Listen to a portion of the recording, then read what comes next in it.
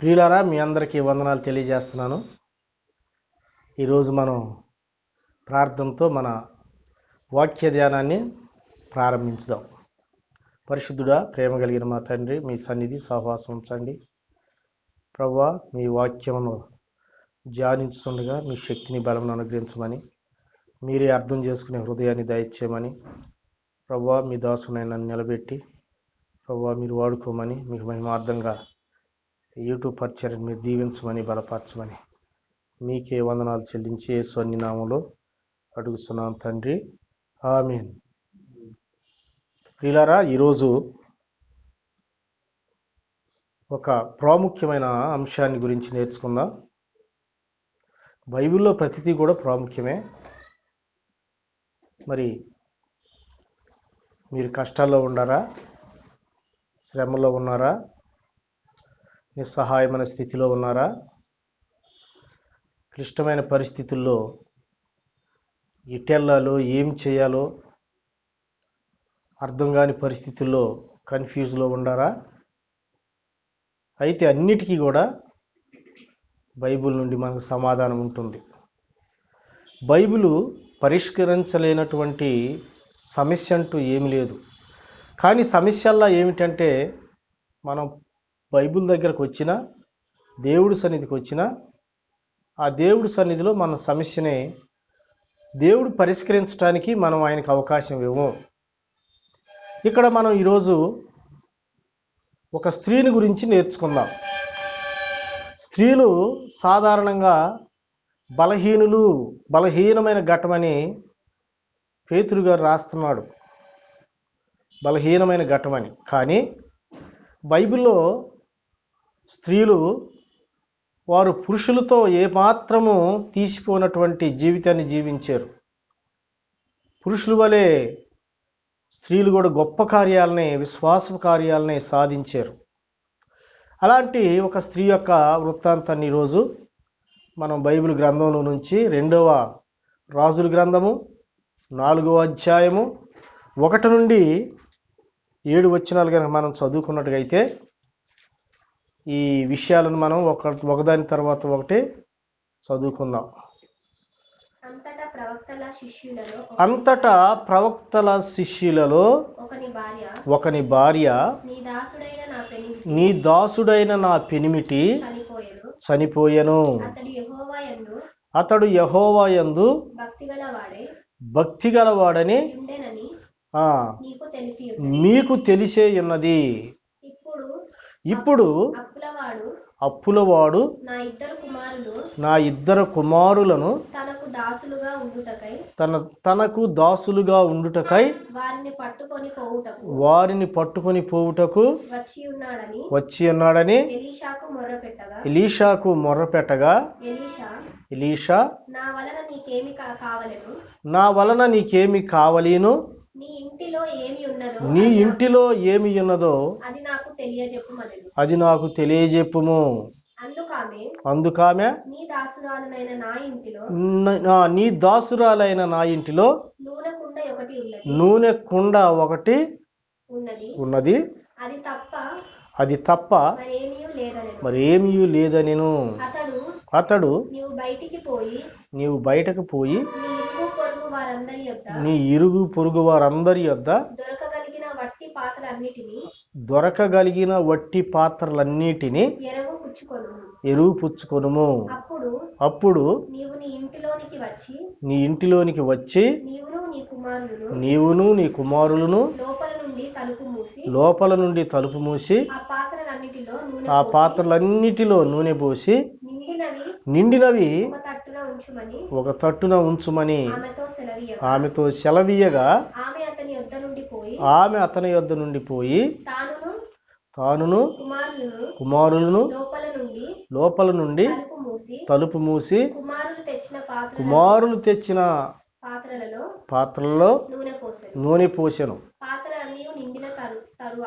పాత్రలన్నీ నిండిన తరువాత ఇంకా పాత్రలు తెమ్మని ఆమె తన కుమారులతో చెప్పగా, వారు ఇక మిగిలి పాత్రలు ఏమీ లేవని చెప్పాను.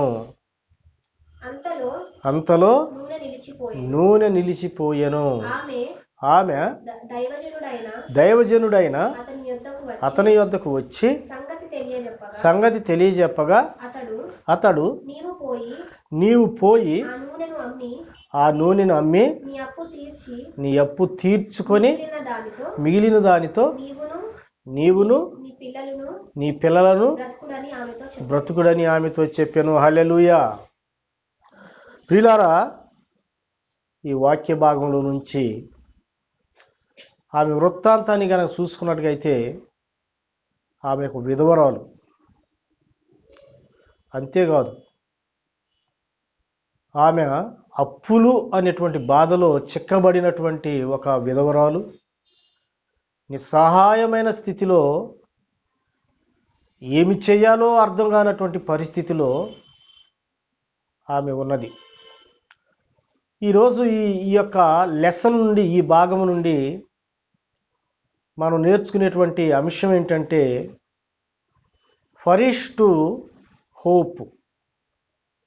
వినాశనములో నుండి లేక నాశనములో నుండి నిరీక్షణ వైపుకి అనేటువంటి అంశాన్ని మనం నేర్చుకుందాం. ఫరిష్ టు హోప్. ప్రియులారా, ఈ యొక్క వాక్య భాగం చదువుకున్నట్టుగైతే మరి ఆమెకి భర్త లేడు, 2 బిడ్డలు, కుమారులు. భర్త ప్రవక్తల శిష్యులలో ఒకడని మనకి ఇక్కడ ఈ లెసన్ బట్టి మనం నేర్చుకుంటున్నాం. మరి ఆ ప్రవక్తకి ఎందుకు అప్పులైనయో కూడా మనకు తెలియదు. సాధారణంగా ప్రవక్తలు అంత ఆర్భాటమైనటువంటి జీవితం జీవించరు. దేవుడి సేవకులు ఎప్పుడు కూడా ఆర్భాటముగా జీవించరు. దేవుడు వారిని దీవించినప్పుడు, దేవుడు వారిని గణపరిచినప్పుడు వారు ఉన్నతమైన జీవితం జీవించవచ్చు. ఎందుకంటే మన దేవుడు సృష్టికర్త. ఆయనే తన బిడ్డల్ని పెంట కుప్ప మీద నుండి పైకి లేవనెత్తే దేవుడు. నేల నుండి సింహాసనం మీద కూర్చుండబెట్టే దేవుడు. ఆ విధంగా మరి ఈ వాక్య భాగంలో మనం చూసుకున్నట్టుగైతే ప్రవక్తల శిష్యుడు మంచి నిర్ణయం తీసుకున్నాడు. ప్రవక్త ఎలీషా గారి దగ్గర తర్పీదు కోసం కుటుంబంతో వచ్చాడు, 2 బిడ్డలు కూడా. కానీ అప్పులైనవి. అంటే నేను అనుకుంటాను, ఆయన ఆషామాషిగా ఒక తర్పీదుకి లేదా ట్రైనింగ్కి వచ్చినట్టు ఉన్నాడు.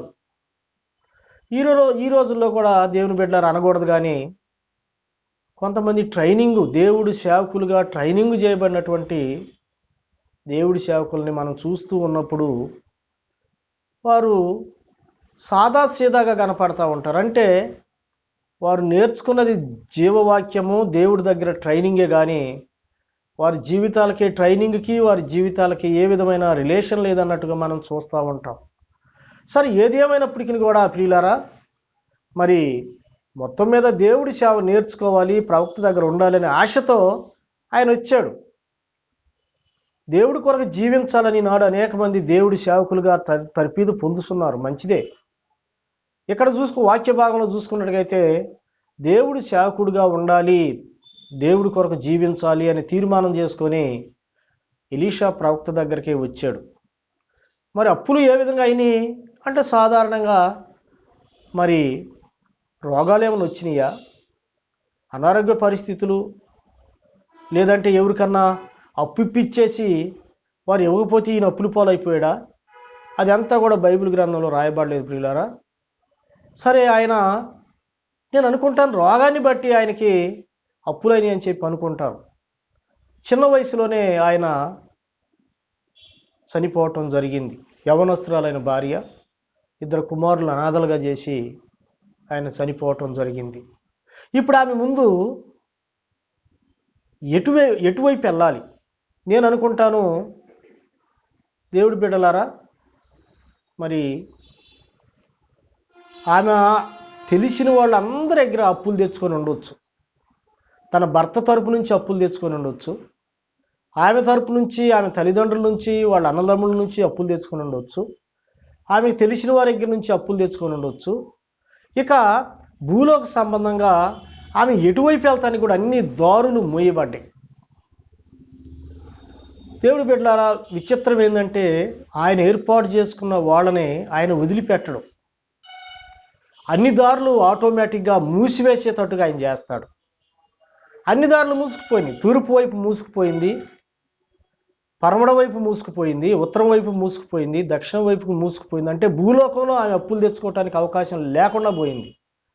ఇలాంటి పరిస్థితుల్లో సైతాను ఎవరైతే అప్పులు ఇచ్చారో వాళ్ళని ప్రేరేపించి ఆ మీద ఒక దుమ్మిగా వచ్చేసి మా అప్పులు ఇస్తావా లేదా. ఆ రోజుల్లో అప్పులు కనుక తీర్చకపోతే మగవాళ్ళు ఉంటే మగవాళ్ళని, ఆడవాళ్ళు ఉంటే ఆడవాళ్ళని, లేదంటే పిల్లలుంటే పిల్లల్ని చెరబొట్టుకొని తీసుకెళ్ళేవాళ్ళు.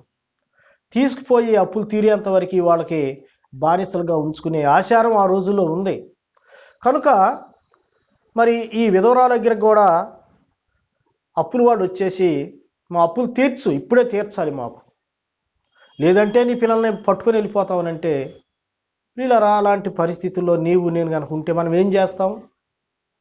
ఈ రోజుల్లో సాధారణంగా అందుట్లో విధవరాళ్ళు చాలా బలహీనులు. వాళ్ళు ఎప్పుడైతే భర్త అనే కాడి నుంచి బయటకు వచ్చేస్తారో వాళ్ళు నిస్సహాయులైపోతారు. పిల్లలుంటే పిల్లలను బ్రతికించుకోవటానికి రకరకాల పాట్లు పడతా ఉంటారు. ఇంకా కొంతమంది అయితే వారి జీవితాలని అమ్మేసుకుంటారు, వారి క్యారెక్టర్లను అమ్మేసుకుంటారు. అమ్మేసుకొని బిడ్డలను బ్రతికించుకోవాలి అనే మరి ఆ కోరికతో వారు ఏమైనా అవటానికి ఇష్టపడతారు, బిడ్డలను బ్రతికించుకోవాలని. ఈ స్త్రీ చూసుకున్నట్టుగైతే చాలా అద్భుతమైనటువంటి స్త్రీ. భర్త బ్రతికున్నంత వరకు మరి ఈమె విశ్వాసం ప్రాక్టీసు లేదంటే ఎక్సర్సైజ్ చేయలేకపోయింది.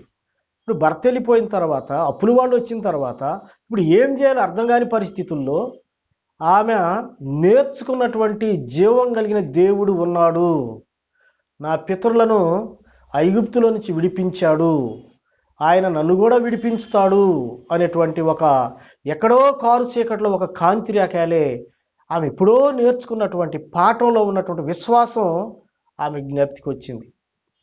ఒకవేళ ఋతు జీవితాన్ని గురించి ఆమె ధ్యానం చేసిందేమో, మరి నయోమి జీవితాన్ని గురించి ఆమె ధ్యానం చేసిందేమో, లేదా ఇంకా భక్తులైనటువంటి వారి జీవితాల గురించి ధ్యానం చేసిందేమో. నా భర్త అప్పులు తీర్చుకోవటానికి అప్పు మీద మరి మనుషుల దగ్గరికి వెళ్ళి వాళ్ళ దగ్గర ఏళ్ళ దగ్గర అన్ని అప్పులు చేసాడు, కానీ అప్పుల్లో నుంచి బయటపడలేకపోయాడు.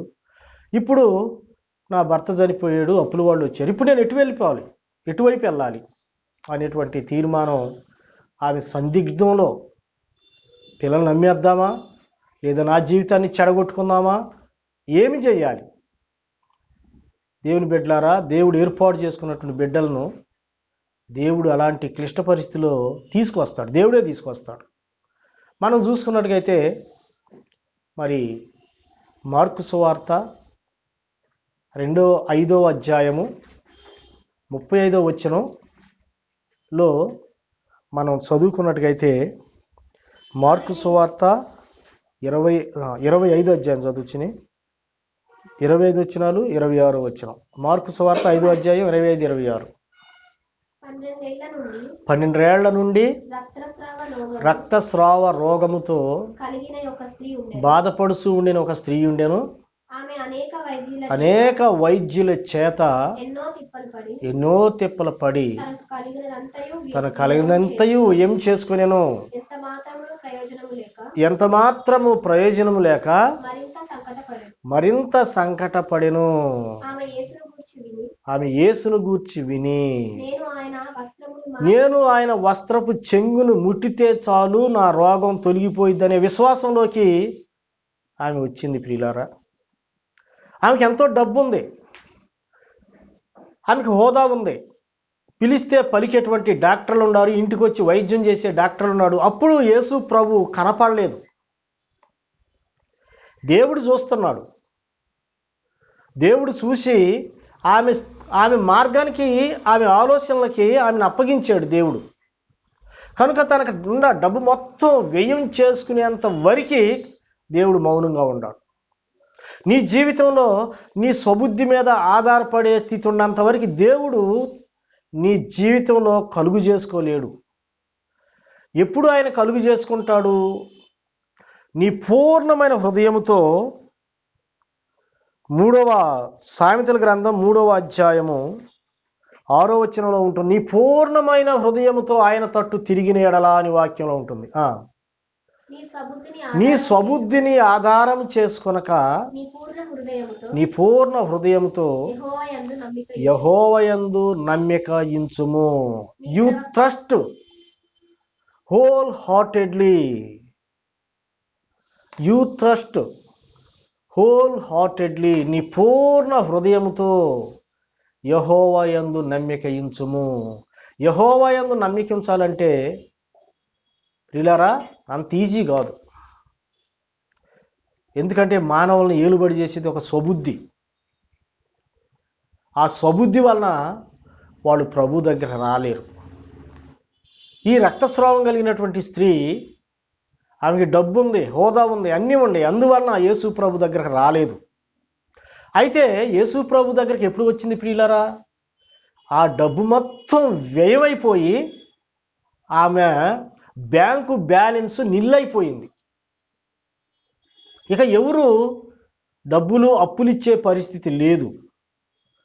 ఎన్నో వైద్యులు, ఇక్కడ వైద్యుడు, అక్కడ వైద్యుడు, అక్కడ వైద్యుడు. కొంతమంది పిల్లలు పుడటానికి హైదరాబాదులో కోటి అనేటువంటి సెంటర్లో ఒక హాస్పిటల్ ఉంది. అక్కడ పిల్లలు పుట్టాలంటే ₹1,00,000 అంట. అక్కడ లేరని ఇంకొక చోటకి, ఇంకో చోటకి ఎట్ట తిరుగుతారు. కానీ యేసు ప్రభు దగ్గరికి రావాలనేటువంటి ఆ మనసే వాళ్ళకున్నది. ఎందుకంటే వాళ్ళ డబ్బు. ఒకవేళ నీ డబ్బు నిన్ను మార్గం తప్పిస్తుందా?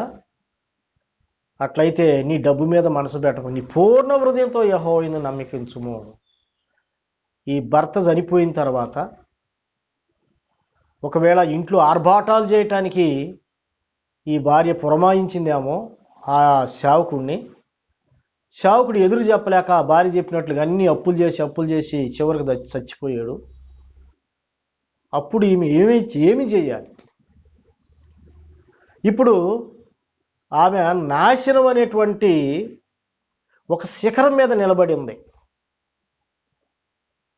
She is standing on the perish of the point of perished on the mountain. ఆమె ఎటు దొల్లినా, ఎటు అడుగేసినా అటు పడిపోతానికి సిద్ధంగా ఉంది. ఇప్పుడు ఏం చేయాలి? కానీ గొప్ప కార్యం ఏందో ప్రియులారా,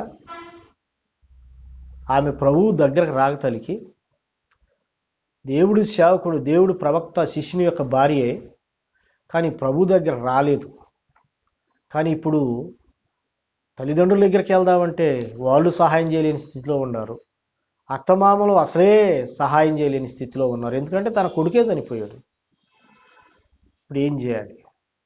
అప్పుడు ఆమెకి జీవం కలిగిన దేవుడి జ్ఞాపకం వచ్చాడు. మానవుల దగ్గరికి వెళ్తే ఇప్పుడు నేను గుర్తొచ్చానా అని చెప్పి దెప్పివేయచ్చు, ఎగతాళి చేయొచ్చు. ఇప్పుడు నీకు గుర్తొచ్చావా? నీకు అన్నీ ఉన్నప్పుడు మేము గుర్తు రాలేదా అని చెప్పేసి ఎగతాళి చేయొచ్చు, దెప్పిలింతలు వేయచ్చు, లేదంటే ఏదైనా అనొచ్చు. కానీ ఈ జీవం కలిగిన దేవుడు, నువ్వు ఒకవేళ అపజయంలో ఉండి, మరి నష్టాల్లో, కష్టాల్లో, కన్నీటిల్లో, వ్యాధుల్లో ఉండి, ఇక నా జీవితం ఇంతే, ఇక నేను చచ్చిపోయినట్లే అని నువ్వు అనుకుంటున్నావేమో సహోదరి. అయితే నీ కోసమే ఈరోజు ఈ వాక్యం దేవుడు చెప్పించుతున్నాడు తన దాసుడి ద్వారా. నువ్వు ఒకవేళ అదే పరిస్థితిలో ఉన్నావా? ఉక్కిరి బిక్కిరి ఆడినటువంటి పరిస్థితులు, అప్పుల్లో ఉన్నావా? లేదంటే బిడ్డలు లేకుండా నువ్వు బాధపడుతున్నావా? నీకున్న డబ్బు మొత్తం వ్యయమైపోయి ఇక ఏం చేయాలో అర్థం కాక, దేవుడి దగ్గరకు రాలేక, హాస్పిటల్కి వెళ్ళలేక, లోకంలో కలవలేక బాధపడుతున్నావా? అయితే దేవుని వాక్యంలో అలాంటి పరిస్థితి దేవుడి వాక్యంలో ఉంది. 1వ సమూయేలు గ్రంథంలో మనం చూసుకున్నట్టుగైతే ప్రియులారా, ఆనాడు ఇశ్రాయేలు ప్రజలు యుద్ధంలో ఓడిపోయారు. ఫిలిష్తీయుల దగ్గర యుద్ధంలో ఓడిపోయారు. ఓడిపోయి 7వ అధ్యాయంలో మనం చూసుకున్నట్టుగైతే ఏం చేయాలో అర్థం కాని పరిస్థితిలో ఉన్నారు. 7వ అధ్యాయము చూసుకున్నట్టుగైతే 3వ వచనం మనం చదువుకుందాం. 7వ అధ్యాయం 3వ వచనం చూసుకున్నట్లయితే కాబట్టి నీవు ఆ, ఎవడు భయపడి 2వ వచనం చదువుకుందాం. మందసము కిర్యత్యారీములో ఉండిన కాలము 20 సంవత్సరములాయను. ఇశ్రాయేలీలందరూ యెహోవాను అనుసరింప దుఃఖించుచుండగా. చూసారా, యెహోవాని వెంబడించటానికి భయపడుతున్నారు, దుఃఖిస్తున్నారు. ఎందుకంటే యెహోవాను వెంబడించుకుంటే వాళ్ళకి ఏమీ సహాయం చేస్తం లేదు. ప్రార్థన చేసుకున్నారు, హాస్పిటల్కి వెళ్తున్నారు, దేవుడు ఏ సహాయం చేస్తం లేదు. ఇప్పుడు ప్రార్థనకి వెళ్దామా పూర్తిగా అంటే, ఆధారపడదామంటే అది భయపడుతున్నారు. చేతిలో డబ్బులు లేవు, ఏం చేయాలి? ఈమె ఏం చేసిందో మనం చూసుకుందాం. ఈ లెసన్లో ఈ విధవరాలు అతి భయంకరమైన పరిస్థితుల్లో ఈ విధవరాలు ఉంది. అలాంటి పరిస్థితులు నీకు కూడా ఉండయా సహోదరి, సహోదరుడా? అయితే ఈ జీవితాన్ని మనం ధ్యానం చేసుకుందాం. ఆమె నాశనానికి అతి సమీపంలో ఉన్నది, ఏం చేయాలో అర్థం కాని పరిస్థితి. అప్పుడు ఆమె దేవుడు జ్ఞాపకం వచ్చాడు. నా తల్లిదండ్రులు నాకు సహాయం చేయలేడు, నా అత్తమామలు నాకు సహాయం చేయలేరు, నా స్నేహితులు బంధువులు సహాయం చేయలేరు. ఇప్పుడు నాకు సహాయం చేసేవాడు నా దేవుడే. నీ బంధువులు సహాయం చేయలేదని అనుకుంటున్నావా? నీ స్నేహితులు సహాయం చేయలేదని అనుకుంటున్నావా? నీ తల్లిదండ్రులు సహాయం చేయలేదు అనుకుంటున్నావా? నీ అత్తమామల తరపున ఎవరూ సహాయం చేయలేదని అనుకుంటున్నావా? నిందించుతున్నావా? అయితే నీకు సహాయం చేసేవాడు ఒక ఆయన ఉన్నాడు. లోబడనల్లని ప్రజల వైపు నా చేతులు దినమెల్లా చాసుకొని ఉన్నాను అని చెప్పి యెషయా గ్రంథంలో ఉంది. ప్రియులారా, నీవును తన చేతుల్లోకి తీసుకోవాలని యేసు ప్రభు తన చేతులు నీ వైపు చాపుతున్నాడు. ఇర్మీయా గ్రంథం మనం చూసుకున్నట్టుగా అయితే 3వ అధ్యాయము, ఇర్మీయా గ్రంథము 2వ అధ్యాయంలో మనం చూసుకున్న 3వ అధ్యాయం 22వ వచనం. ఇర్మీయా గ్రంథము 3వ అధ్యాయము 22వ వచనము. భ్రష్టులైన బిడ్డలారా ఆ, తిరిగి రండి, తిరిగి రండి, మీ అవిశ్వాసమును నేను బాగు చేసేదను. నీవే మా దేవుడు. 14వ వచనం కూడా చదువుకుందాం. 3:14లో భ్రష్టులైన పిల్లలారా నా తిరిగి రండి, నేను నీ యజమానుడను. ఇదే యెహోవా. చాలు. భ్రష్టులైన బిడ్డలారా, విశ్వాసంలో భ్రష్టులు అయిపోయావా? ఇన్నాళ్ళు ప్రార్థనకి వెళ్ళి ఇక ప్రార్థనకి వెళ్తే నాకేమి జరగతలేదని చెప్పి నువ్వు బాధపడి వెనకబడిపోయావా? దేవుడు నాకు సహాయం చేస్తాడు, సహాయం చేస్తాడు, నాకు బిడ్డలను ఇస్తాడు అని చెప్పేసి ఉపవాసాలుండి ప్రార్థనలు చేసి, ప్రార్థనలు చేయించుకొని, కుటుంబ ప్రార్థనలు పెట్టించుకొని, ఆల్ నైట్ ప్రార్థనలకు వెళ్ళి ఇసిగిపోయి ఇక దేవుడి సన్నిధి నేను రానని చెప్పి అనుకున్నావా? హాస్పిటల్కి వెళ్ళేవా?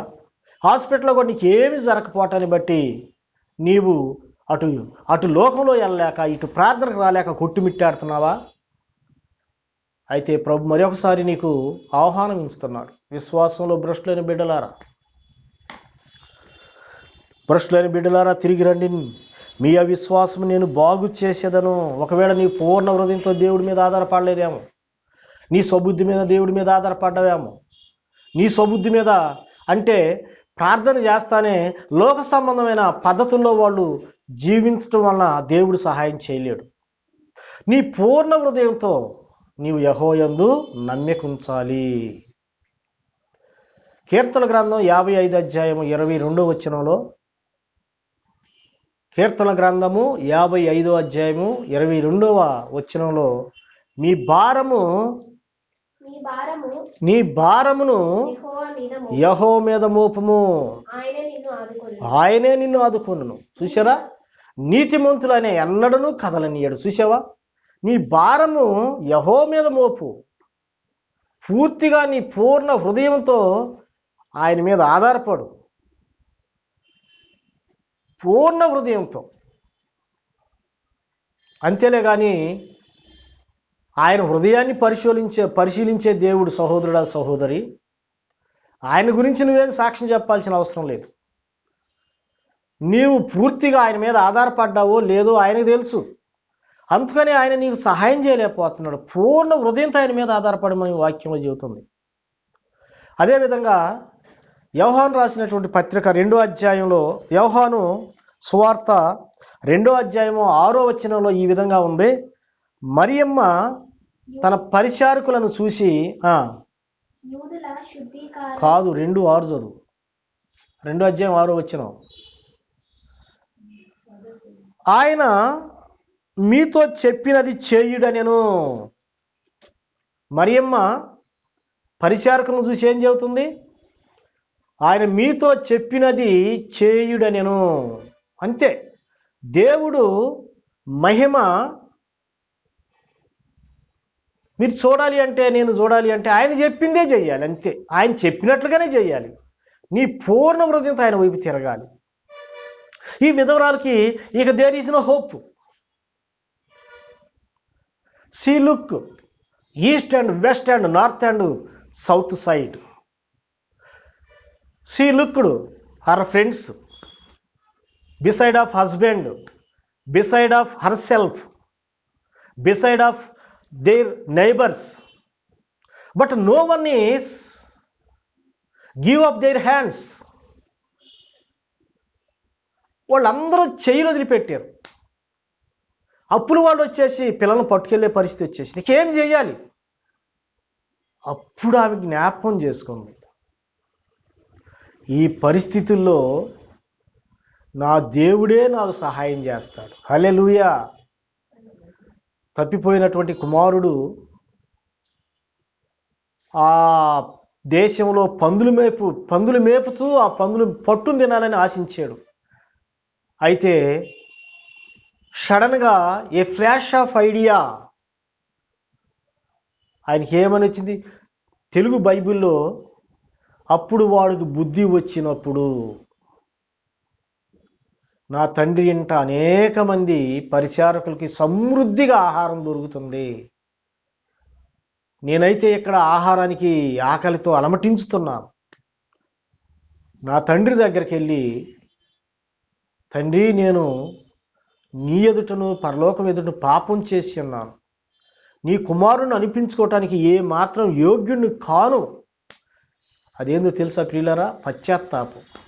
ఆ స్త్రీ కూడా ఎంతో పశ్చాత్తాపడి ఉండింది. అది బైబిల్లో రాయబడలేదు. తండ్రి నీవు తప్ప నాకు ఇక దిక్కు లేదు, నీవే నా సహాయకుడవు. ప్రియులారా, దేవుడు మనకు సహాయం ఎప్పుడు చేస్తాడు తెలుసా? నీవే నా దిక్కు, ఇక నాకు ఈ లోకంలో ఎవరు సహాయం చేసేవాళ్ళు లేరు ప్రభువా అని చెప్పి అన్నప్పుడే దేవుడు సహాయం చేస్తాడు. 2వ దినవృత్తాంత గ్రంథాల్లో మనం చూసుకున్నట్టుగైతే అక్కడ ఆశ ప్రార్థన మనం చదవగలుగుతాం ప్రియులారా. 2వ దినవృత్తాంత గ్రంథము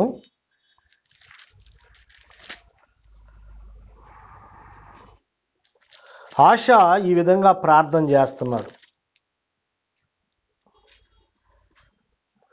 ఏమని ప్రార్థన చేస్తున్నాడంటే 20వ అధ్యాయము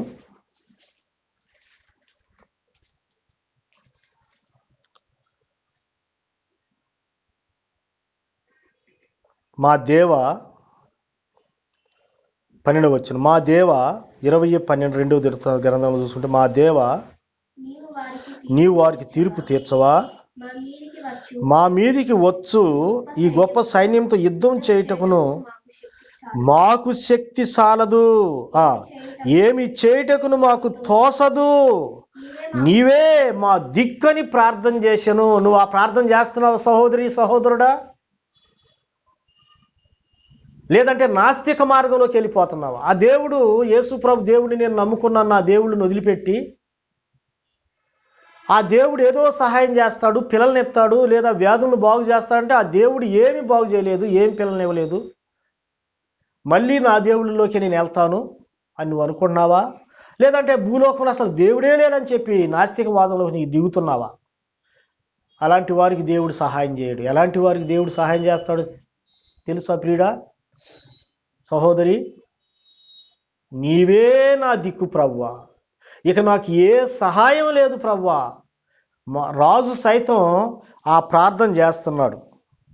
ఈ సైన్యముతో ఈ గొప్ప సైన్యంతో యుద్ధము చేయుటకును మాకు శక్తి సాలదు, ఏమి చేయుటకును మాకు తోసదు, నీవే మా దిక్కు అని ప్రార్థన చేశాను. ప్రియులారా, అప్పుడు దేవుడు ఏ విధంగా మాట్లాడుతున్నాడు ఒకసారి చూద్దాం. 15వ వచనంలో మనం చూసుకున్నట్టుగైతే, వెంటనే దేవుడు, యోధావారలారా, యెరూషలేము కాపరస్తులారా, యెహోషాపాతు రాజా, మీరందరూ ఆలకించుడి. యెహోవా సెలవిచ్చినదేమనగా, ఈ గొప్ప సైన్యమునకు మీరు భయపడకుడి, జడియకుడి. ఈ యుద్ధము మీరు కాదు, దేవుడే జరిగించును, దేవుడే జరిగించును. తెలుసా, ఈ యుద్ధం దేవుడు జరిగించుతాడు. తెలుసా, ఎప్పుడైతే మనం ఈ జీవం కలిగిన దేవుడైనటువంటి యేసుక్రీస్తు ప్రభు దగ్గరకు పూర్ణ హృదయంతో నిస్సహాయమైన స్థితిలో, ఇక మాకెవరు లేరు ప్రభువా, నీవే మా దిక్కు, ఇక నువ్వు విడిపించుతావో చంపేస్తావో నీ ఇష్టం ప్రభువా, ఇక మాకు సహాయం లేదు ప్రభుని ఎప్పుడైతే ఆయన వైపు నీ పూర్ణ హృదయంతో ఆయన వైపు మళ్ళుకుంటావో అప్పుడు ఆయన కలుగు చేసుకుంటాడు. తెలుసా, అంతేగాని అందుకని అబ్రహాముని దేవుడు ఏం చెప్పాడు, అబ్రహామా, నీ తల్లిదండ్రుల నుండి నీ జన్మభూమి నుంచి నేను విడిచిపెట్టి నేను చూపించే దేశానికి ఎళ్ళు అని చెప్పి అన్నాడు. ఎందుకు వెళ్ళమన్నాడు? తల్లిదండ్రుల దగ్గర ఉంటే నువ్వు విశ్వాసం నేర్చుకుంటావా? జన్మభూమిలో ఉంటే నీ బంధువులు నిన్ను విశ్వాసం నేర్చుకొనిస్తారా? ఒక సమస్య రాగానే నీ తల్లిదండ్రులు గుర్తు వస్తారు, నీ బంధువులు గుర్తు వస్తారు, నీ స్నేహితులు గుర్తు వస్తారు. ఇంకా నువ్వెప్పుడు విశ్వాసం నేర్చుకుంటావు? అందుకని అబ్రహాముని దేశాన్ని బంధువులు వదిలిపెట్టి ఆయన చూపించి దేశానికి రమ్మన్నాడు. అక్కడ ఎవరు ఆయనకు సహాయం చేసేవాళ్ళు లేరు. అప్పుడు ఎవరు సహాయం చేసేవాడు లేరు కనుక ఆయన పిలిచిన దేవుడి మీద ఆధారపడ్డాడు. అదేవిధంగా పేతుర్ని నీ బోటుని లోపలకు నడిపించి, సముద్రం లోపలికి నడిపించి చేపలు పట్టమన్నాడు. ఎందుకు లోపలికి నడిపించమన్నాడు? లోపలికి వెళ్తే తుఫాను వచ్చినా ఏది వచ్చినా కూడా ఇక ఎవరు దిక్కు, ఎవరు లేరు, దేవుడి మీద ఆధారపడతామే. అందుకనే నీ బలుపు, నీలో ఉన్నటువంటి భక్తిహీనత, అవిశ్వాసము, నీ డబ్బు గర్వము, నీ కుల గర్వము, నీ మత గర్వము, ఇవన్నీ ఉండేంత వరకు దేవుడు నిన్ను తన మహిమార్థంగా వాడుకోలేడు. యోహాను సువార్త 2వ అధ్యాయంలో ఏ బాణల్ని వాళ్ళు నీళ్లతో నింపడం జరిగింది? రాతి బాణలు. అవి ఏంటి? నిండు కుండలా, నిండు బాణలా? కాదు కాదు, వట్టి బాణలు. బైబిల్ వాక్యం ఏమనుంది? వట్టి బాణలు. 2వ అధ్యాయం చూద్దాం ఒకసారి. ఏం బాణలు ఒకసారి చూద్దాం. యూదుల శుద్ధీకరణాచార ప్రకారము రెండేసి మూడేసి తూములు పట్టు 6 రాతి బాణలు అక్కడ ఉండెను. యేసు ఆ బాణలు ఏం బాణలు? అవి ఖాళీ బాణలు, దానిలో ఏమీ లేదు. నీ స్వబుద్ధిని కొంచెం ఉన్నా కూడా దేవుడు నీ జీవితంలో కలుగు చేసుకోడు. ప్రియులారా, స్నేహితుడా, కొంచెం కూడా కలుగు చేసుకోడు. నీలో ఉన్నది మొత్తం బయటకు రావాలి, అంతే. నువ్వు ఖాళీ కుండవైపోవాలి. ఈ విధవరాలు నిస్సహాయమైన స్థితిలో ఎవరి దగ్గరికి వెళ్ళాలో వాళ్ళ దగ్గరికి వెళ్ళింది.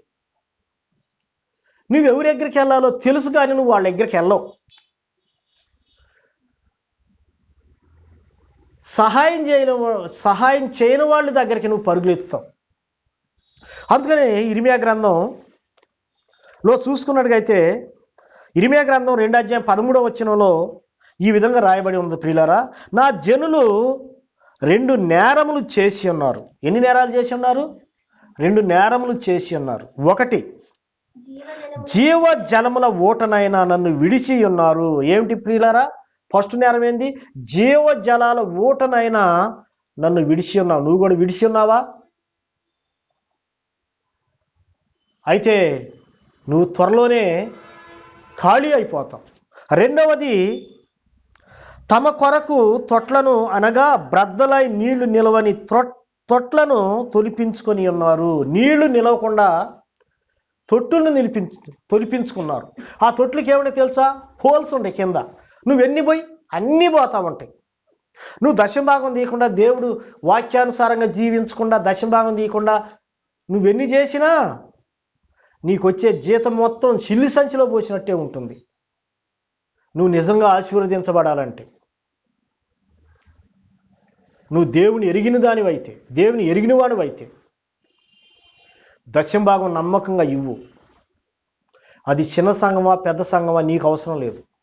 నిన్ను ఏ సంఘానికి దేవుడు నడిపించి, ఏ సంఘంలో ఏ దేవుని సేవకుడి ద్వారా అయితే నిన్ను పోషిస్తున్నాడో ఆ దేవుడు సంఘానికి వెళ్ళి దేవుడు కానుక ఆ బాక్స్లో వేయి, ఆ కానుక పెట్టెలో వేయి. అంతేలే కానీ నీ ఇంటికి వచ్చే వాళ్ళందరికీ ఒక 1000 రూపాయలు నీకు దశ వస్తే ఒక సేవకుడు ఒక 200, ఒక సేవకుడు 200 ఆ విధంగా పంచి పెట్టబాక. నువ్వు దరిద్రురాలు అయిపోతావు, దరిద్రుడు అవుతావు. నువ్వు నిజంగా దేవుడి ద్వారా ఆశీర్వదించబడాలని నీ స్వబుద్ధి మీద నువ్వు ఆధారపడబాక. నీ స్వబుద్ధి మీద నువ్వు ఆధారపడొద్దు. పూర్ణ హృదయంతో నీవు నీ దేవుడైన యెహోవా వద్దకు తిరుగు అని ఉంది వాక్యంలో. బైబిల్ ఏం చెబుతుందో అదే చెయ్యి. నీవు కుడికైనను ఎడమకైనను తొలగకుండా దివారాత్రులు ఈ ధర్మశాస్త్ర గ్రంథాన్ని ధ్యానించిన యెడల నీ జీవితంలో నీవు సఫలీకృతుడు అవుతావని యెహోషువ గ్రంథం 1వ అధ్యాయంలో ఉంది. దివారాత్రులు ధ్యాని. దేవుడు చెప్పిన వాక్యం, దేవుడు ఈ వాక్యం ఎట చెబితే అటు చెయ్యి. నీ పూర్ణ హృదయంతో మళ్ళుకో. ఆ విధవరాలు ఆ పరిస్థితుల్లో ఎనలేని పరిస్థితి. నిజంగా చెప్పాలంటే ప్రియులారా, మన కోసం ఆ స్త్రీని, ఒక బలహీనురాలైన స్త్రీని దేవుడు పరిశుద్ధ గ్రంథంలో ఎగ్జాంపుల్గా రాసి పెట్టాడు ఆమె జీవిత చరిత్ర. ఆ పరిస్థితుల్లో నువ్వుండా నేనుండా సిట్టిపాడు కట్టేద్దాం, సిట్టిపాడు కట్టేసి ఒకేసారి వస్తాయి వాటిని తీసుకెళ్ళి అప్పులు ఇచ్చేద్దామని చెప్పేసి అనుకుంటారు. నీకు తెలుసా ఎప్పుడు ఏ కరోనా వైరస్ వచ్చిందో, ఉద్యోగాలు లాక్డౌన్ అయిపోయి ఉద్యోగాలు లేక సిట్టిపాట్లోళ్ళు గొంతు మీదకి వచ్చి కూర్చున్నారు తెలుసా? ఈఎంఐ వాళ్ళు కట్టలేక మారిటోరియం విధించారు గవర్నమెంట్ వారు. నీకు భవిష్యత్తు తెలుసా? భవిష్యత్తు తెలిసిన దేవుడి మీద ఆధారపడు. పిచ్చి పిచ్చి కోతి గంతులు, కుప్పి గంతులు వేయబాక. యేసు ప్రభుని చెప్పుకొని, యేసు ప్రభు నమ్ముకున్నాను, నేను విశ్వాసనని చెప్పి నీ ఇష్టం వచ్చినట్టుగా ప్రవర్తించబాక. దేవుడి నామానికి అవమానాన్ని కలుగు చేస్తాం. ఈ ప్రవక్త కూడా అప్పులు చేసుకున్నాడు, చనిపోయాడు. భార్య బిడ్డలో దిక్కులేని వాళ్ళు అయిపోయారు. అయితే ఆమె ఏం చేసింది తెలుసా? ఆమె అంతకుముందు శాపగ్రస్తమైన స్త్రీ, కానీ ఎప్పుడైతే ఎవరి దగ్గరికి వెళ్ళాలో వారి దగ్గరికి వెళ్ళింది. ఎలీషా ప్రవక్త దగ్గరికి వెళ్ళింది తెలుసా? నువ్వు అది వరకు ఎన్ని కష్టాలు, శ్రమలు, ఇరుకులు, ఇబ్బందుల్లో నువ్వు ఎవరి దగ్గరికి పరిగెత్తావో నాకు తెలియదు. కానీ ఇప్పుడైనాను ఈ వాక్యాన్ని బట్టి నువ్వు యేసు ప్రభు దగ్గర రా. నీ సమస్యలు ఏదైనా సరే ఆయనే పరిష్కార మార్గం. నేనే మార్గాన్ని అన్నాడు ఆయన. ఆయన సత్యమైన మార్గం. ఈ స్త్రీ వచ్చేసి, అయ్యా అప్పులు వాళ్ళు నా బిడ్డను పట్టుకొని వెళ్తున్నారు, నేనేం చేయాలో నాకు అర్థం కాలేదయ్యా. చూసావా? ప్రవక్త అన్నాడు, నా వల్ల నీకేం కావాలమ్మా అన్నాడు. నీ ఇంట్లో ఏముందమ్మా అన్నాడు. నా ఇంట్లో ఏం లేదయ్యా, నూనె కుండ తప్ప అంది. చూసావా? ఆమె ఇంట్లో ఏమి లేదంట, నూనె కుండ ఉంది, కానీ ఆమె దృష్టిలో అది నిష్ప్రయోజనమైన కుండగా ఉంది. ఆ నూనె అమ్మితే ఎంత డబ్బు వచ్చేసింది అని ఆమె అనుకుంది. అదే స్వబుద్ధి. అయితే దేవుడి సేవకుడి దగ్గరికి వెళ్ళిన తర్వాత ఆయన ఒక సొల్యూషన్ ఇచ్చాడు. ఆయనేమో ఆకాశం ప్రార్థన చేయగానే ఆమెకుండా అప్పులు మొత్తం తీరిపోయేంత డబ్బు పరలోకం నుంచి పడలేదు, అంత బంగారం పరలోకం నుంచి పడలేదు. ఒకవేళ దేవుడు తన గొప్ప ఐశ్వర్యం చొప్పున కృప కలిగిన దేవుడు కనుక చేయొచ్చు, కాదంటలేదు. మనం ఊహించలేము. ఆయన సూపర్ న్యాచురల్ థింగ్స్ చేస్తాడు. ఎంతోమంది భక్తుల జీవితంలో మనం అది చూసే చదివేము, కానీ ఈమె జీవితంలో ఆ విధంగా చేయలేదు. ఆయన ఏమన్నాడు? నీ ఇంట్లో ఏముందమ్మా అన్నాడు. దేవుడి దగ్గరికి వచ్చినప్పుడు మనం యథార్థమైన హృదయంతో ప్రార్థన చేయాలి, అంతేగాని కవిత్వాలు రాసి ప్రార్థన చేయొద్దు. ఏముందమ్మంటే దానికే సమాధానం చెప్పాలి. మా ఇంట్లో మంచాలు ఉన్నాయి అయ్యా, అన్నం వండుకునే కుండలు ఉన్నాయి అయ్యా, ప్లేట్లు ఉన్నాయి అయ్యా, పెద్ద మంచం ఉందయ్యా, మాకు టీవీ ఉందయ్యా, లేదంటే మాకు ఏసీ ఉందయ్యా. అవన్నీ అడగలేదు ఆయన. నీ ఇంట్లో ఏముంది అన్నాడు. ఏమి లేదు, nothing but only one oil pot is there, నూనె కుండ ఉంది అని చెప్పింది. అప్పుడు ఎలీషా ప్రవక్త చెప్పాడు, సరేనమ్మా, ఒక పని చేయి, నువ్వు ఇంటికి వెళ్ళు, నీ పిల్లలను పంపించేసి ఆ గ్రామంలో ఉన్న ఊళ్ళో ఉన్న ఖాళీ కుండలు మొత్తాన్ని కలెక్ట్ చేయి, నీ ఇంట్లో పెట్టుకొని తలుపు మూసుకొని ఆ ఆయిల్ని కొంచెం కొంచెం కొంచెం అన్ని ఖాళీ కుండల్లో పోయి, తర్వాత ఏం జరిగిద్దో నాకు చెప్పు, వచ్చి నాకు చెప్పు అన్నాడు. యాజ్ ఇట్ ఈజ్గా ఎగ్జాక్ట్గా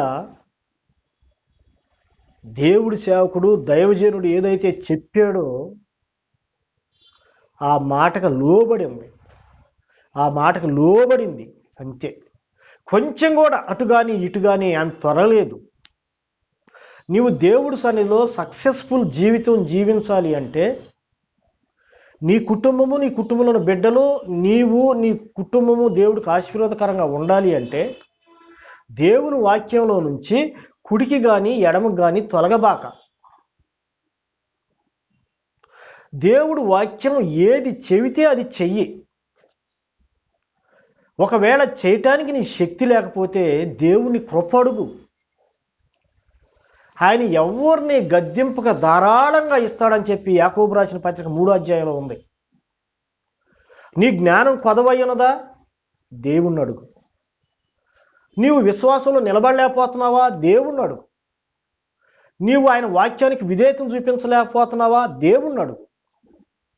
చెప్పిన వాడు ఆయనే గనక ఆయనే శక్తి ఇస్తాడు. ఆయన ఆత్మ నీకు సహాయం చేసింది. యెహోషువ యెహెజ్కేలు గ్రంథం 2వ అధ్యాయాన్ని మనం తిరిగినట్టుగా అయితే, యెహెజ్కేలు గ్రంథము 2వ అధ్యాయము చూసుకున్నట్టుగైతే అక్కడ గొప్ప మాట ఉంటుంది ప్రియులారా. 2వ అధ్యాయం 1వ వచనం మనం చదువుకున్నట్టుగైతే, నరపుత్రుడా, నీవు చక్కగా నిలవబడుము, నేను నీతో మాట్లాడవలెనని ఆయన నాతో మాట్లాడినప్పుడు ఆత్మ నాలోనికి వచ్చి నన్ను నిలవబెట్టాను. చూసావా, దేవుడు ఏం చెప్పాడు? నరపుత్రుడా, నీవు చక్కగా నిలబడు, నేను నీతో మాట్లాడాలి అన్నాడు. ఆయన నిలబడ్డాడో నిలబడలేదో తెలియదు, కానీ ఇక్కడ ఒకవేళ నిలబడటానికి ట్రై చేసి ఉంటాడు. వెంటనే నేను నీతో మాట్లాడవలెను అని ఆయన నాతో మాట్లాడినప్పుడు ఆత్మ నాలోనికి వచ్చి నన్ను నిలవబెట్టాను. నేను నిలబెట్టే దేవుడే. విశ్వాసంలో బలహీనురాలుగా ఉన్నావా? విధేయతలో బలహీనురాలుగా ఉన్నావా? దేవుడి వాక్యాన్ని చెవటానికి, దేవుడి వాక్యానుసారంగా జీవించడానికి భయపడుతున్నావా? అయితే హృదయం అంతటితో దేవుని కృపడుక్కో. దేవా, నీ వాక్యంలో నేను నిలబడాలి ప్రవ్వా, ఇక నేను అప్పులు చేయటానికి లేదు ప్రవ్వా, నిన్ను తప్ప ఎవరిని అడగను ప్రవ్వా, నాకు సహాయం చేయ ప్రవ్వా అని చెప్పి కన్నీరుతో నీవు ఆయన బ్రతిమలాడుకుంటే ఆయన నీకు సహాయం చేస్తాడు. ఈ స్త్రీకి సహాయం చేయలేదా? బైబిల్లో ఎందుకు వారి జీవితాలు రాయబడి ఉన్నది? వారికి మనకు సహాయం చేస్తానికే కదా బైబిల్లో వాళ్ళ జీవితాలను మనకు ఎగ్జాంపుల్గా పెట్టింది. వాళ్ళ జీవితాలను బట్టి మనం నేర్చుకోమనే కదా. ఎలీషా ప్రవక్త ఏదైతే చెప్పాడు ఎగ్జాక్ట్గా కొంచెం కూడా తప్పిపోకుండా అట్టానే చేసింది. ఖాళీ కుండలనే కలెక్ట్ చేయమన్నాడు. నీ హృదయం ఖాళీ అయిపోవాలి, లోకంతో నింపబడి, లోకంలో ఉన్న సమస్తంతో నింపబడి, ప్రభువా నాకు ఆ విశ్వాసం నేర్పు ప్రభువా, విశ్వాసం నేర్పు అంటే నేర్పుతాడా దేవుడు? లోకస్తురాలుగా జీవిస్తూ, లోకస్తుడిగా జీవిస్తూ, రాజకీయ నాయకుడిగా జీవిస్తూ, లోకంలో ఉన్న జగడాలన్నీ పెట్టుకుంటూ, ఇష్టానుసారంగా సినిమాలు చూస్తూ, టీవీ సీరియల్స్ చూస్తూ, క్రికెట్ ఆట గంటలు చూస్తూ దేవుడు సహాయం చేయమంటే చేస్తాడా? అది నీ భ్రమే. చేస్తాడు అని ఎవరన్నా చెప్పినట్టుగా అయితే అది నీ భ్రమ. బైబిల్ ఆ విధంగా లేదు. ఏ కొండలను కలెక్ట్ చేసుకురమ్మన్నాడు ఎలీషా ప్రవక్త? ఖాళీ కొండలను తీసుకురమ్మన్నాడు. మరియమ్మ యోహాను సువార్త 2వ అధ్యాయంలో ఏ కొండలు? 6 రాతి బాణలు. ఏంటవి? ఖాళీ రాతి బాణలు. ఆ ఖాళీ రాతి బాణలను చూసి పరిచారకులను చూసి నీళ్లతో నింపండి అని యేసు ప్రభు చెప్పాడు. అక్కడ యేసు ప్రభు మహిమని లోకానికి కనపరిచాడు. అదేవిధంగా ఈ స్త్రీ జీవితంలో దేవుడు తన మహిమార్థమై ఆమె జీవిత చరిత్ర, శాపగ్రస్తమైన స్త్రీ చరిత్రని ఆమె చేసినటువంటి ఒకే ఒక కార్యం, బుద్ధి వచ్చినప్పుడు ఆ కుమారుడు తండ్రిని జ్ఞాపకం చేసుకునేను అని వాక్యంలో ఉంది. అదేవిధంగా ఆయన బుద్ధి వచ్చినప్పుడు నేను దేవుడి దగ్గరికి వెళ్తాను, ఏమన్నా కానీ చేస్తే ఏదన్నా చేయను, చచ్చిపోతే చచ్చిపోతాను ఆయన సన్నిధిలో. నయోమికి కూడా మోయాబు దేశానికి వెళ్ళింది, భర్తనే 2 బిడ్డలను పోగొట్టుకుంది. అయితే బుద్ధి వచ్చినప్పుడు నా దేశంలో నా ప్రజలకి దేవుడు ఆహారాన్ని అనుగ్రహిస్తున్నాడంట, నేను కూడా వెళ్తాను అంటే ఏందో తెలుసా? అది పశ్చాత్తాపడతాం. ప్రకటన గ్రంథం 3వ అధ్యాయంలో నువ్వే స్థితిలో నుంచి పడిపోయావో తిరిగి అదే స్థితిలోకి రా అని వాక్యంలో ఉంది. నువ్వే స్థితిలో పడిపోయావో నాకు తెలియదు ప్రియులా స్నేహితుడా, నువ్వే స్థితిలో పడిపోయావో నాకు తెలియదు, కానీ దేవుని వాక్యం ఈ విధంగా సెలవిస్తుంది, నువ్వే స్థితిలో పడిపోయావో. 2వ అధ్యాయంలో మనం చూసుకున్నట్టుగైతే 2వ అధ్యాయము 5వ వచనంలో ఉంటుంది, నీవు ఏ స్థితిలో నుండి పడితివో అది జ్ఞాపకం చేసుకొని మారు మనసు పొంది ఆ మొదటి క్రియలను చేయము. చాలు, ఆ మొదటి క్రియలను చేయము. లోకంతో సమస్తంతో నింపుకొని దేవుడు నిన్ను ఆశీర్వదించాలి, నీ కష్టాలు తీసేయాలి అని చెప్పి అనుకున్నావా? అది దేవుడి సహాయం కాదు, దయ్యం సహాయమే. దేవుడు ఎప్పుడు కూడా లోకాన్ని శాపాన్ని పెట్టుకొని దేవుడి దగ్గరకు వస్తే ఆయన సహాయం చేయడు. నిజమే, మనం లోకంలో తప్పిపోయిన మాట నిజమే. ఆమె భర్త అప్పులు చేశాడు, ఎన్నో కష్టాలు పాలైపోయింది, అది తప్పిపోవటం కాదా? దేవుడికి వ్యతిరేకంగా జీవించినట్టు కాదా? కానీ ఆమె దేవుడి దగ్గరికి వచ్చేసింది, ప్రవక్త దగ్గరికి వచ్చేసింది, ఎవరి దగ్గరికి వెళ్ళాలో ఫైనల్గా ఆయన దగ్గరికి వెళ్ళింది. అందుకని ఆమె జీవితం శాపగ్రస్తులైన జీవితం ఆమె ఆశీర్వదించబడిన జీవితంగా మార్చబడింది. నీవు నేను కూడా ఆ యేసు ప్రభువుకు మల్లుకున్నట్టుగైతే నిజమే, ప్రభు దగ్గర రాకతలకి విశ్వాసులు అని చెప్పుకున్నప్పటికీ కూడా మనం ఎన్నో మన సొంత బాధలు, మన సొంత కార్యాలు మనం చేసుకున్నాం, మన స్వబుద్ధి మీద మనం ఆధారపడ్డాం, మన బంధువులు చెప్పినట్టుగా మనం చేసాం, మన ఇరుగు పొరుగు వారిని చూసి చేసాం, మన స్నేహితులు లోకస్తులు ఏది చేస్తే ప్రభులోకి వస్తాను అన్నీ చేసాం, కష్టాలు పాలయ్యాం. అయితే దాన్ని ఆపేసాయి, నువ్వు మళ్ళుకో. ఎట్లా మళ్ళుకోవాలి? నీ పూర్ణ హృదయంతో దేవుడి మీద ఆధారపడు, అప్పుడు దేవుడు సహాయం చేస్తాడు. శాపగ్రస్తమైన జీవితాన్ని, అపజయం కలిగిన జీవితాన్ని, ఎక్కడైతే పడిపోయిన ఆ స్త్రీని ఎక్కడైతే పడిపోయిందో అదే స్థలంలో దేవుడు ఉన్నతమైన ఒక యోగ్యురాలైన జీవితంగా చేశాడు, ఒక విజయంతో ఉన్నటువంటి జీవితంగా మార్చేశాడు. నీ జీవితం నా జీవితం ఓడిపోయి అవమానాలు పాలైపోయి అప్పులు పాలైపోయి ఏం చేయాలో అర్థం కాక క్రైస్తవులుగా పేరు పెట్టుకున్నాం, కానీ ఆ విధంగా జీవించలేక కొట్టుమిట్టాడుతూ ఏమి చేయాలి అర్థం కాని పరిస్థితిలో ఉన్నావా? ఈరోజు నీ కోసమే ఈ వాక్యం దేవుడు చెబుతున్నాడు, నీ పూర్ణ హృదయంతో ఆయన వైపు మళ్ళుకుందాం. ఏ స్థలంలో మనం ఓడిపోయామో అదే స్థలంలో ఆయన జీవితంలో నిలబెట్టి ఆయన మహిమార్థమైన వ్యక్తిగా సాధనంగా దేవుడు వాడుకుంటాడు. దేవుడు వైపుకి వస్తావా? ఈ దేవుడిని ఆశ్రయిస్తావా? ఈ మాటలు దేవుడు దీవించనుగా ప్రార్థన చేసుకుందాం. పరిశుద్ధుడు అయిన దేవ, ప్రేమ కలిగిన మా తండ్రి, ఈ స్త్రీ శాపగ్రస్తమైన స్త్రీయే కానీ నీ వైపుకు రావటాన్ని బట్టి, నీ దాసుడి దగ్గరికి పోవటాన్ని బట్టి ప్రభువా, బ్లెస్సింగ్ ఆశీర్వాదం కలిగినటువంటి స్త్రీగా మార్చినందుకు వందనాలు. మమ్మల్ని కూడా ఆ విధంగా చేయాలని మీరు ఉద్దేశించి వాక్యం చెప్పించినారు, వందనాలు. యేసు నీ నామములో అడుగుతున్నాను తండ్రి, ఆమేన్. ప్రియులారా, మిమ్ములను మీ కుటుంబాన్ని దేవుడు దీవించును గాక. ఆమేన్.